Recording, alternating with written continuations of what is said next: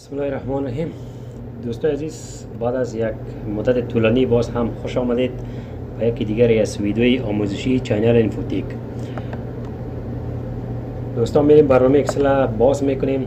دوستان در این ویدیو خواستیم که زمانی که ما یکی از اصطلاح‌ها را انتخاب بکنیم چگونه اتومات خودش هایلایت شود.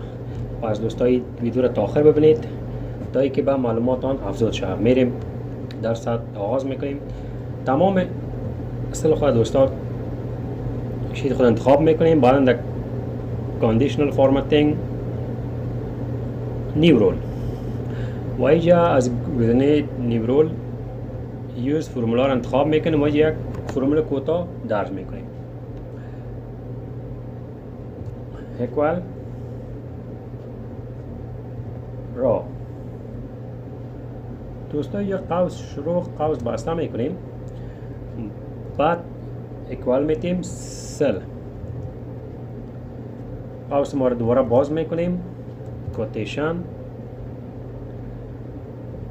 رو باز کوتیشن و بعدم قوس بسته میکنیم. این بود فرمول ما. دوستان میریم از گزینه فرمت ما چگونه یک رنگ انتخاب بکنیم که با زمانی که سل ما رو یک سل رو انتخاب بکنیم با اون رنگ ظاهر شود. پس اینجا ما می رنگ سرخ انتخاب میکنم، اوکی میکنم و اینجا هم اوکی میکنم.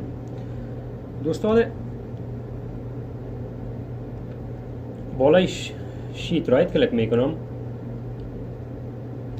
ویو کد و از قسمت صفحه ویژوال بیزیک ورکشیت انتخاب میکنیم و بعد اینجا نوشته میکنم تارگت دات کالکولیت. دوستان بعدم از این قسمت بسته میکنیم صفحه ویژوال بیسیک.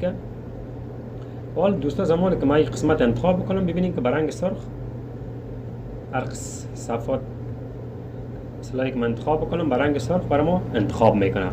پس این بود یکی از تکنیک های اکسل. اگر میخواهید که همچون تریکا و تکنیک ها را در ویدیوهای بعدی بیاموزید پس چینل ما را سابسکرایب بکنید و ویدیوها را لایک کنید. تا ویدیوی بعدی، الله حافظ ناصرتان.